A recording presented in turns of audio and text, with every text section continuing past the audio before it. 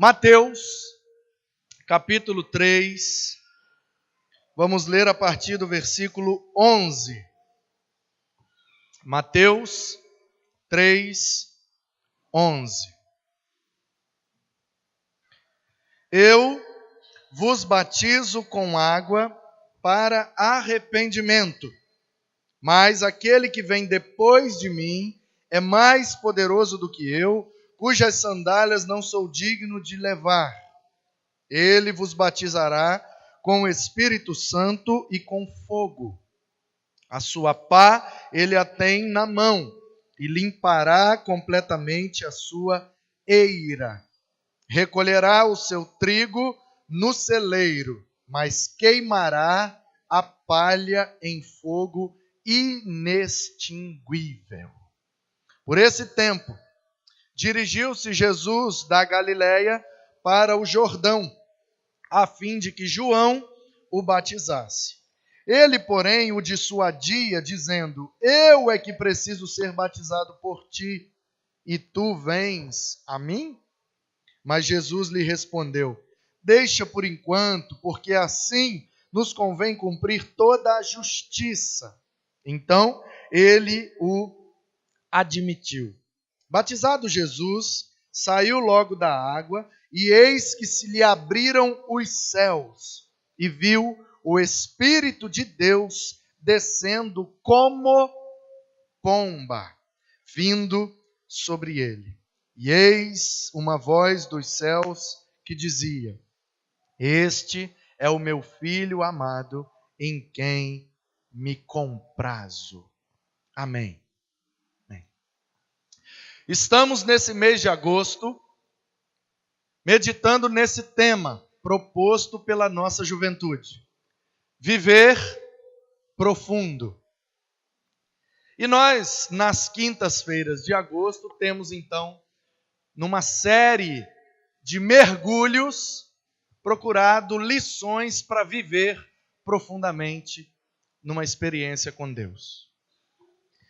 Primeira quinta-feira nós vimos como viver profundo sem entrar na água. No tanque de Betesda, o paralítico foi curado e viveu uma profunda experiência com Jesus sem sequer entrar no poço. Na quinta-feira passada nós vimos os 7 mergulhos de Naamã e nós mergulhamos profundamente 7 vezes no Rio Jordão, junto com Naamã, e extraímos lições preciosas para as nossas vidas. Hoje, portanto, nós vamos ver um mergulho profundo com Jesus. Jesus foi batizado. E a palavra grega batizo significa mergulho. Portanto, se Jesus foi batizado, ele foi mergulhado. Controvérsias à parte, eclesiologias fora, a palavra significa isso. Há, sim, aqueles que ministram o batismo por aspersão, e aí simbolizam algo diferente. Há aqueles que batizam ministrando por afusão, uma baldada de água na cabeça. E há aqueles como nós, os batistas, e por isso temos essa denominação, que batizam por imersão, mergulhando na água.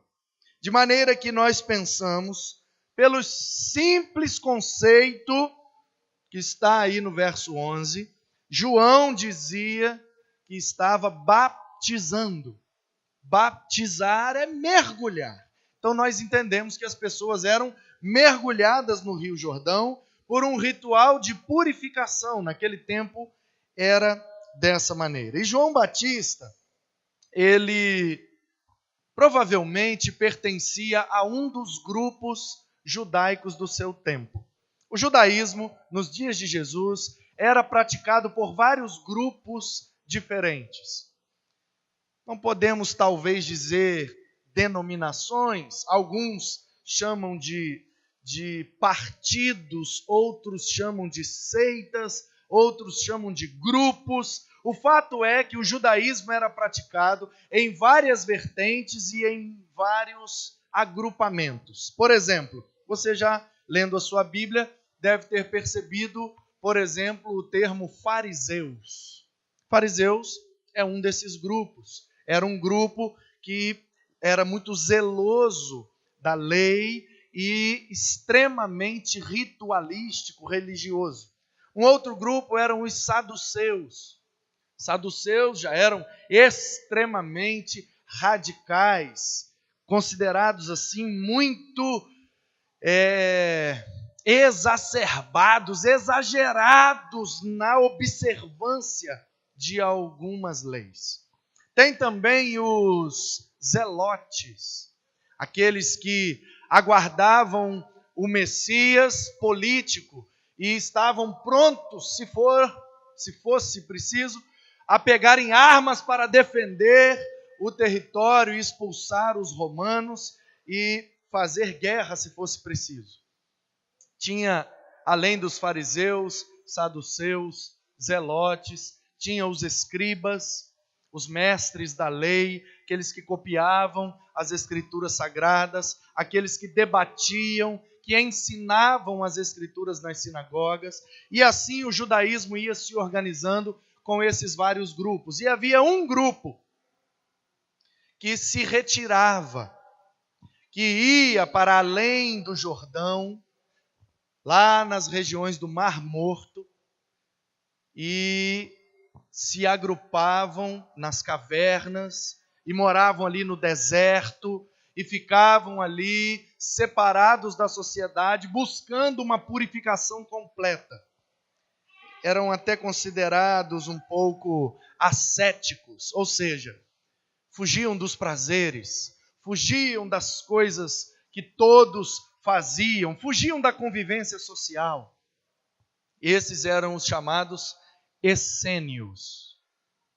Há quem diga que João Batista era um essênio.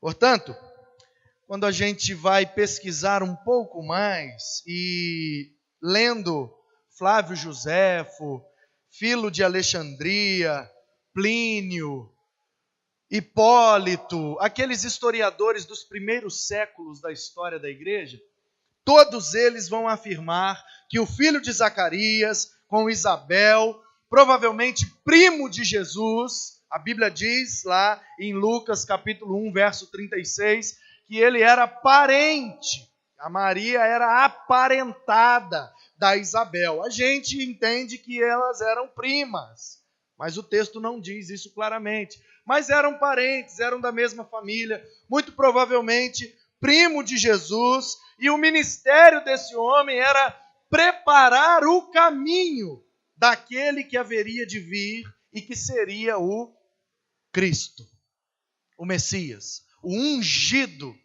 de Deus. Essa profecia está lá no capítulo 40 de Isaías, no verso 3. Voz do que clama no deserto, preparai o caminho do Senhor, endireitai as vossas veredas, pois o Senhor está a caminho. A ideia ali, você sabe que Isaías era um profeta que também era aparentado do rei Uzias, e ele servia no palácio. Portanto, a linguagem de Isaías é toda ela monárquica. Por isso que no capítulo 6, quando Isaías vê o Senhor, ele vê o Senhor assentado num alto e sublime trono. Porque essa é a linguagem que ele usa. Ele mora no palácio. Ele está acostumado com essa linguagem real, essa linguagem monárquica. Então, ele diz no capítulo 40 que tem um que vai à frente do rei, endireitando as veredas. Quero te explicar o que significa isso. No mundo antigo, quando um rei saía para visitar as terras do seu reino, à frente do rei ia uma comitiva. Iam soldados, uma espécie de batedores. Já viu essas carretas muito grandes quando vão andar pelas estradas, quando vão passar pelas cidades, vão aqueles carros alaranjados com bandeirinhas, sinalizando, aí vem algo grande, aí vem algo perigoso. Os chamados batedores, que vão batendo à frente do caminho e atrás, de certa forma protegendo. Então o rei não saía sozinho. Ele saía com esses, entre aspas, batedores, aqueles que iam à frente, endireitando as veredas. Por quê? Porque no mundo antigo não tinha asfalto, e no mundo antigo não tinha carro com amortecedores, muito menos com pneus. Uma ferramenta de borracha enchida com ar, por isso que chama pneumático, porque está com ar. Pneuma é ar, vento, no grego. Por isso que todo instrumento pneumático é o instrumento que funciona com a pressão do ar. Então, se não tinha asfalto, se não tinha pneu, se não tinha amortecedores, imagina o rei todo, com a roupa real, com a coroa, com o cetro, todo bem vestido, entrou na carruagem, que geralmente era feita de madeira, no máximo de ferro, com aquelas rodas que eram feitas de madeira, no máximo de ferro. Então ele entrou, não tem asfalto, é tudo de terra. Na Palestina, o território é todo desértico, cheio de acidentes, buracos, barrancos, pedra, pedregulho. Como é que era a viagem do rei? Não é? É uma carruagem de madeira, uma carruagem antiga, andando na estrada de chão, cheia de buraco. Como é que o rei ia? Pulando lá dentro. Então, o rei mandava, antes dele passar, um grupo de homens que ia tampando os buracos, endireitando as veredas, para que o rei passasse tranquilamente. Então, o que o Isaías está dizendo é isso. Toda vez que o rei sair, alguém precisa ir à sua frente para endireitar as veredas. Fique esperto, vocês que são do reino de Israel. Quando o rei sair e você vê alguém endireitando as veredas, saiba que o rei está vindo. Então você precisa ser pego pelo rei numa boa. Essa é a ideia. Quando você vê o povo tampando os buracos, quando você vê os batedores endireitando as veredas, toma juízo na sua cabeça. Toma postura na sua vida, porque o rei está vindo. E se ele te pegar fazendo alguma coisa errada, você está lascado. Essa é a ideia. O Isaías profetiza e isso se cumpre com João Batista. De maneira espiritual. Esse homem com H maiúsculo, essênio, que se retirava do convívio da sociedade, que foi habitar nas terras do Mar Morto, que foi para o deserto, que comia gafanhoto, bebia mel, vestia roupa de pele de camelo, um homem doido da cabeça, que olhava para os religiosos, para os fariseus, saduceus, zelotes, escribas, mestres da lei à beira do Jordão e chamava todo mundo de cobras venenosas. Raça de víboras! Quem vos ensinou a fugir da ira vindoura? Arrependam-se e sejam batizados, porque o reino de Deus chegou. É chegado o reino de Deus. Aí o Mateus diz assim, bingo! A profecia de Isaías está se cumprindo. Antes do Cristo vem o profeta. Aquele com sangue nos olhos, que olha e não tem medo. E ele perde a cabeça, mas ele fala a verdade. Suas cobras venenosas, se arrepende, seus miseráveis, e sejam batizados, e para que possam pertencer ao reino de Deus. Portanto, irmãos, o que a gente acabou de ler é exatamente isso que está acontecendo. A profecia de Isaías está se cumprindo, o João Batista é o batedor, é o profetizado pelo Isaías, aquele que vai à frente endireitando as veredas, ou seja, consertem suas vidas, porque o rei está chegando. E se ele encontrar você de qualquer jeito, ele pode te pegar de jeito. Então, alguns inclusive dizem que João Batista é o precursor da nossa denominação. Sabe, nós somos uma igreja batista. Batista era o nome pelo qual esse homem era conhecido. O nome dele, João. Yohanan. João. João o Batista. Batista não é o sobrenome dele. Ele é conhecido como Batista porque batizar era o seu ofício. Assim como José é o carpinteiro. Assim como o Pedro é pescador. Assim como o Simão é mágico. O fulano é latoeiro, não tem? O Alexandre. Então, as pessoas na Bíblia eram identificadas pelo lugar de onde elas vinham, Jesus de Nazaré. Ou pela sua descendência, é o Jesus, filho de José.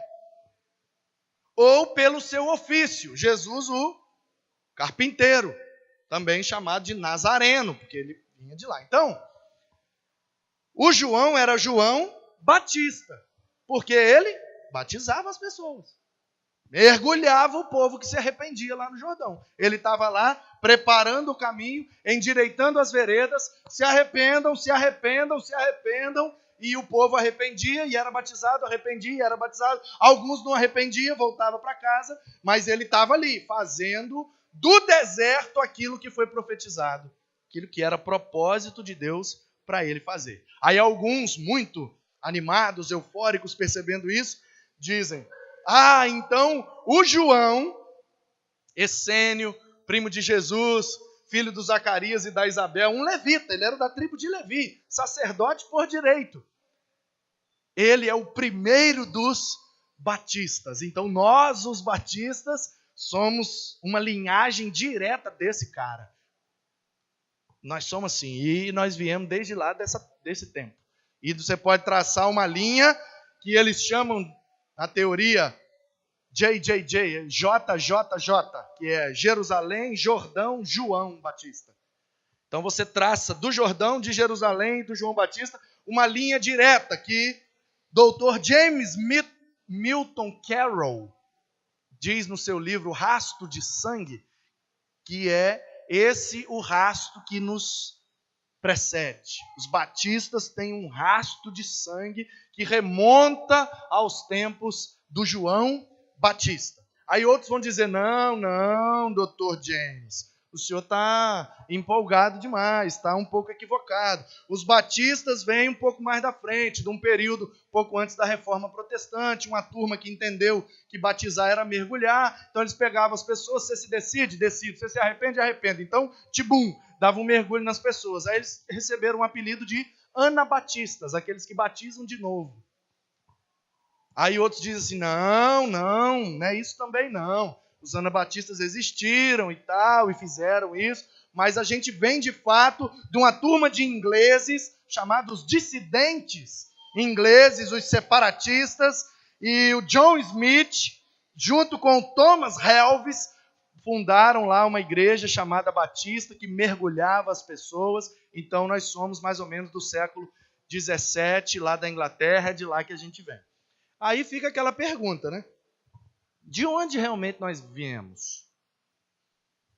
Lá do João Batista, dos anabatistas, ou dos separatistas, dissidentes ingleses? E aí tem várias outras.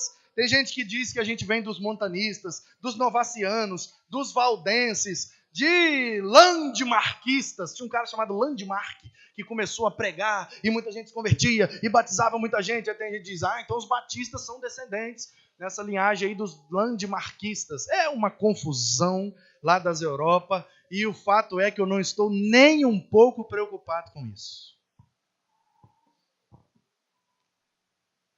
Qual é o lugar certo da origem dos batistas? Não sei. O que eu sei é que Jesus foi batizado pelo João Batista. Isso eu estou preocupado. E estou preocupado em saber o que isso significa para a minha vida. O que é que significa dizer que Jesus foi batizado? Em primeiro lugar, eu penso que significa que todos nós precisamos de arrependimento. Percebe? Não me importa saber qual é a origem dos batistas. O que me importa é saber que batismo é para os arrependidos. Portanto, se somos batistas, isso me importa. Precisamos ser um povo que é conhecido pela sua facilidade em se arrepender. O batismo é para os arrependidos. Portanto, o arrependimento é para os batistas. Verso número 11 diz que ele batizava com água para... Verso 11, eu vos batizo com água para arrependimento. Se você se arrepender, te jogo dentro d'água. E aí a pergunta que fica é, então por que Jesus foi batizado? Essa pergunta me importa. De onde vêm os batistas? Existem várias possibilidades. Fica com a que você quiser. Deus te abençoe. Agora, por que Jesus foi batizado? Isso intriga minha alma. Porque se o batismo é para arrependimento, a pergunta é, do que Jesus precisava se arrepender? Se ele não tinha pecado algum, se ele não cometeu erro algum, por que se batizar? Aí alguns vão dizer, para dar exemplo. É uma resposta possível? É, mas eu acho que é uma resposta superficial. E nós estamos aqui esse mês para viver profundo. Profundo. Jesus se batizou para dar exemplo. Ele fez tanta coisa. Se tudo que ele fez é para dar exemplo, então a gente ia ter que imitá-lo em várias outras coisas. Por exemplo, todo mundo que quisesse começar um ministério precisava ficar 40 dias e 40 noites sem comer. Ele fez isso. É para dar exemplo? Percebe? Para dar exemplo, para mim, é uma resposta superficial. E eu quero dar um mergulho profundo com Jesus. E eu percebo, lendo o texto, que nós precisamos nos arrepender para que se cumpra a justiça de Deus. E para que nós sejamos justificados. Como disse Paulo, justificados, pois temos paz com Deus. Portanto, verso 13 até o verso 15, vai dizer que o João Batista reconheceu essa dificuldade. Que ele disse, que é isso, rapaz? Você, o Cordeiro de Deus que tira o pecado do mundo, o Cordeiro pascal, o Cordeiro imaculado, o homem perfeito, santo, justo, você não precisa ser batizado. Eu não sou digno nem de desamarrar sua sandália, não sou digno nem de carregar aquilo que você usa nos pés, e você vem a mim para que eu te batize? Que é isso, rapaz? E aí Jesus responde, fica na sua. A justiça tem que se cumprir. Portanto, irmãos, eu penso que indo profundo nessa resposta, por que Jesus foi batizado se ele não tinha pecado para se arrepender? Nós aprendemos que o batismo simboliza a morte para o pecado e uma nova vida em Cristo gerada pelo Espírito Santo de Deus. Então, responda-me, se Jesus foi batizado para simbolizar a morte para o pecado, que pecado ele precisou morrer? Ele não tem pecado. Ele é eterno, veio da eternidade e no ventre de Maria nasceu. Deus conosco, Emanuel. Ele não precisa nascer de novo. Ele nasceu como humano, mas como Deus, ele é eterno. Então, o batismo de Jesus simboliza o que para nós? Eu penso que Jesus estava fazendo com que toda a justiça de Deus fosse cumprida, executada e mostrada, simbolizada, para que ninguém tivesse dúvida de que ele era o Salvador. Portanto, o mesmo profeta que disse que antes dele chegar, teria um que viria à frente endireitando as veredas, também disse que todos os nossos pecados, iniquidades estavam sobre ele. Que o castigo que nos traz a paz foi colocado em cima dele. De maneira que Jesus, no Jordão, pelo João, foi batizado não para simbolizar a morte do seu próprio pecado, mas para simbolizar a morte dos nossos pecados. Os nossos pecados estavam sobre ele. Portanto, ele estava ali. Pode batizar, João. Convém que se cumpra toda a justiça. Mas você não tem pecado, eu não tenho o meu, mas eu tenho de toda a humanidade para perdoar. Então pode batizar para simbolizar, porque quando eu me sacrificar naquela cruz, o meu sangue derramado expiará, cobrirá todo o pecado de toda a humanidade. E aqueles que creem neste sacrifício receberão perdão dos seus pecados e vida eterna comigo.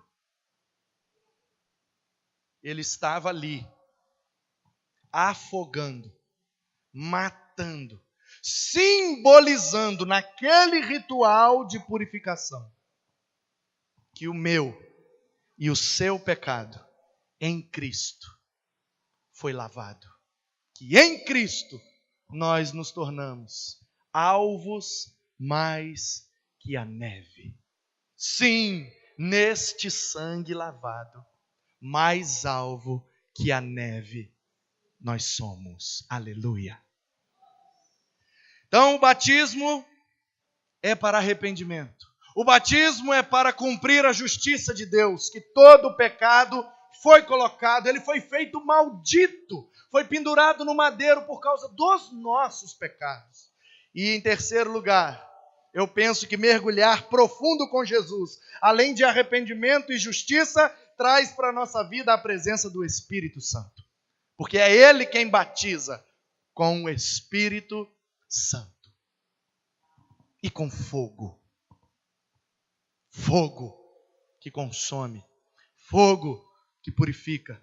Fogo que ilumina. O fogo de Deus é trazido para as nossas vidas, para que nós, batizados nesse Espírito, tenhamos por toda a eternidade a presença santa do Espírito de Deus. O verso de número 16 diz que assim que ele foi batizado, ele saiu da água, os céus se abriram e o Espírito de Deus, como advérbio de comparação, como uma pomba, se mostrou naquele lugar. Tenho dificuldades de pensar que era uma pomba, animal pomba, porque tem um advérbio de comparação. É como uma pomba. Não era uma pomba, era como uma pomba. Me parece que um vento, uma coisa, uma nuvem, o espírito é vento, você sabe, né? Pneuma é espírito, pneuma é ar, é vento. Da mesma forma que ruá no hebraico é espírito e também é ar, é vento. Então, não sei, eu não estava lá. E o texto não deixa claro. O Mateus compara, não sei, você sabe que eu também não estava lá? Quem que escreve o evangelho? Mateus. Quando que o Mateus se converte? Lá para frente, quando Jesus vai lá, o Levi está lá cobrando impostos, Jesus chega e fala aí, me segue. Aí ele vai, e Jesus chama ele de Mateus. De maneira que aqui, ele também não estava. Então ele só ouviu dizer a história. Rapaz, no dia que Jesus batizou lá, foi assim, ó. E ele entrou e o primo dele não queria, e ele queria, negócio de justiça, e não sei o que, ninguém entendeu nada, eu só sei que tibum. E quando tibum, o negócio... Era o quê? Rapaz, era tipo tipo uma pomba, assim, um negócio que vinha e voava e não sei, você entendeu? Não sei. Como é que você descreve fisicamente algo que é espiritual? Não sei.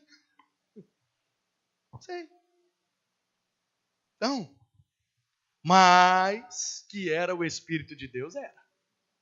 Que era o próprio Deus dizendo: ê, menino bom. E aqui nós já vemos claramente as três pessoas desse único Deus que nós adoramos. O Filho sendo mergulhado, o Espírito pairando ao redor, e o Pai dos céus exclama: que prazer nesse meu Filho. Portanto, em último lugar, o batismo profundamente significa para nós uma vida de obediência. O batismo é para arrependimento. O batismo é para cumprir a justiça de Deus. É isso que ele simboliza. E também para que a presença do Espírito permeie as nossas vidas. E que pela nova geração do Espírito sejamos uma nova criatura para viver em obediência. Portanto, se você não é batizado, tome a sua decisão. Seja batizado, arrependa-se e deixe o reino dos céus chegar na sua vida. Se você não é batizado, precisa ser batizado para que se cumpra toda a justiça na sua vida. Se você já é batizado, você precisa ser batizado. Não só ali naquelas águas, mas também imerso e submerso profundamente nas águas do Espírito de Deus. Você precisa ser cheio desse Espírito. E precisa, cheio desse Espírito, viver em obediência. Porque o texto diz que o Pai teve muito prazer. Porque Jesus, mesmo não precisando, você entendeu, né? Ele não precisava batizar. Ele não tinha pecado, ele não tinha do que se arrepender. Mas para que se cumprisse toda a justiça do Pai, ele obedeceu, foi fiel, obediente, até a morte, e morte de cruz. Aleluia. Portanto, queridos, mergulhar profundamente com Jesus é mergulhar para o arrependimento, é mergulhar para sermos justificados e justos na presença de Deus, é mergulhar no Espírito e sermos obedientes para dar prazer ao nosso Pai que está nos céus. Que dos céus, pelo Espírito esta noite, uma voz seja dita aos nossos corações: esse é o meu filho amado, tenho o prazer de chamar de filho. Que Deus te abençoe. Que você se arrependa dos seus pecados a cada dia. Seja justificado pelo sangue do Cordeiro. E viva, cheio do Espírito, uma vida de obediência. Em nome de Jesus. Aquele que mergulhou no Jordão para simbolizar que os nossos pecados foram lavados. Glórias sejam dadas ao nome de Jesus. Amém.